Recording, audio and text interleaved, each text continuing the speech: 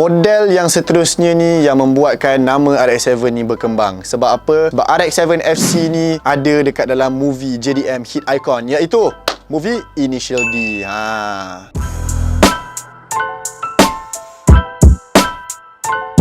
Kalau korang pernah tengok cerita Initial D, Ryosuke Takahashi, itu adalah nama karakter yang memegang dan membawa kereta RX-7 FC. Untuk design RX-7 FC ni kan, kalau korang tutup sebelah mata dan korang tengok kereta ni, korang boleh pening sikit antara ini adalah RX-7 FC ke ataupun Porsche 928. Adakah ini coincidence atau tak? Bukan.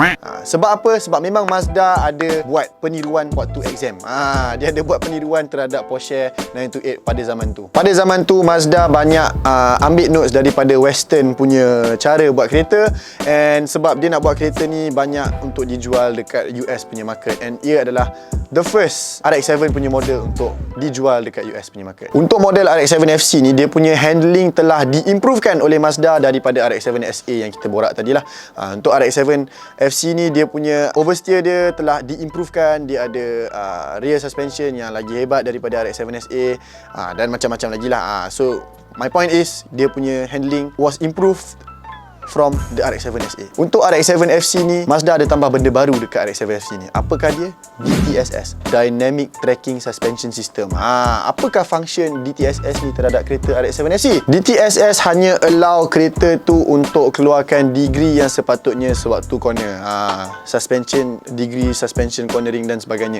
Adalah advanced technology yang dimasukkan kepada RX-7 FC ni. Pada zaman ni juga Mazda ada keluarkan Infini punya model. Hanya 600 kereta sahaja yang dikeluarkan setiap tahun. Improve TCU, improve suspension, improve braking dan sebagainya. Semua benda yang lagi, kalau kau nak cakap, lagi hebat lah daripada yang standard.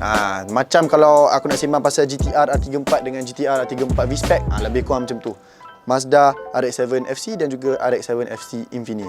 Itu adalah keperbezaan antara dua model kereta RX-7 ni. Sewaktu Infini ni dikeluarkan, ada dua version engine turbo yang dikeluarkan oleh Mazda. Tetapi yang macam menarik minat aku adalah engine turbo 2. So turbo 2 ni mengeluarkan sebanyak 182 horsepower. Nak membandingkan dengan NA, engine dia adalah 148 horsepower tak silap aku. Turbo 2 ni merupakan engine yang ada twin scroll punya design. Twin scroll ni bermaksud salah satu chamber terbuka di low RPM ataupun low drive untuk mereducekan lag turbo, dan salah satu lagi chamber dia buka sewaktu high rev.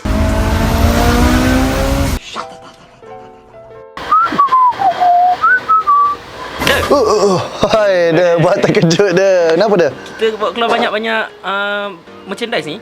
Tak nak buat year end sale lah. Kesian doang. Ada planning sebenarnya. 15 Disember 2022. Kita ada year end sale. Ya. Betul. Kita berapa persen kita bagi? 20% untuk semua barang. Aku bagi baju essential, baju event, baju limited edition, stiker dan juga topi, semua 20%. So siapa-siapa yang nak beli boleh datang ke motomaniac.store. Kau tahu kat mana tu? Kau ni memang bukan budak IT lah. Kau sekolah mana dulu? Tak nak cerita? Tak apa. So, untuk yang korang yang nak tahu, Motomaniac akan buat year end sale 20% untuk semua item-item kita orang. Jangan lupa untuk pergi ke website kita orang daripada 15 Disember 2022 sehinggalah 29 Disember. Nah, 30 lah aku bagi. 30 Disember. Ciao.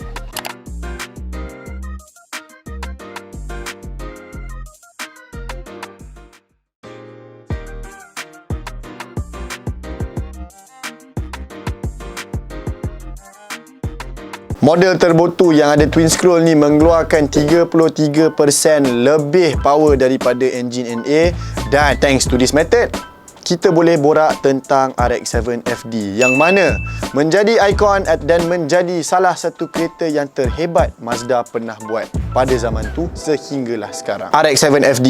RX-7 FD ni diperbuat untuk memang khas untuk menjadi kereta sport. Kenapa? Sebab RX-7 FD ni waktu Mazda buat, dia tak ikut rule Jepun untuk dimension punya kira-kiraan tu, dia tak ikut. Dia tak ikut macam-macam rule lah. So disebabkan benda-benda tu, bila dia orang nak jual dekat public, dia memaksa orang untuk bayar tax yang lebih. Sebab manufacturer kereta buat kereta yang bahaya, masuk kau kena bayar tax lebih. Macam tu. Tetapi it didn't matter, you know. Tak ada siapa kisah. Ramai je yang beli kereta RX-7 FD ni. And ini adalah salah satu kereta yang menjadi ikon sehinggalah sekarang. Siapa-siapa yang ada kereta ni, kalau kau dia ada lalu sebelah kau ke, confirm kepala kau automatic pandang sana. Sebab apa? Kat kereta tu ada magnet tarik kepala orang. Kereta RX-7 FD ni ada twin turbocharger yang run in sequence, yang bergerak sekali. So pada zaman tu 1992, teknologi ni sangat-sangatlah baru. So automatically status kereta ni naik daripada kereta biasa ke kereta luxury lah. Sebab banyak teknologi yang baru ada dekat kereta tu. Apabila RX-7 FD ni keluar, kereta ni mengeluarkan sebanyak 252 horsepower daripada enjin yang ada dekat kereta tu pada zaman tu. Bila waktu RX-7 FC tadi aku ada cakap dia orang pakai twin scroll kan, satu buka atas, satu buka bawah tu kan.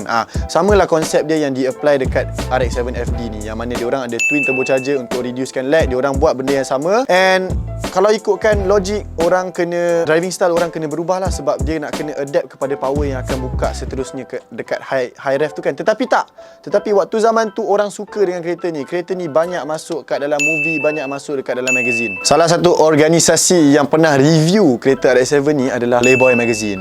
Kalau korang tak tahu siapa Playboy Magazine, aku tak selalu tengok Playboy Magazine. Yang selalu tengok macam aku punya videographer Faris. Dia suka, dia beli ada banyak edition.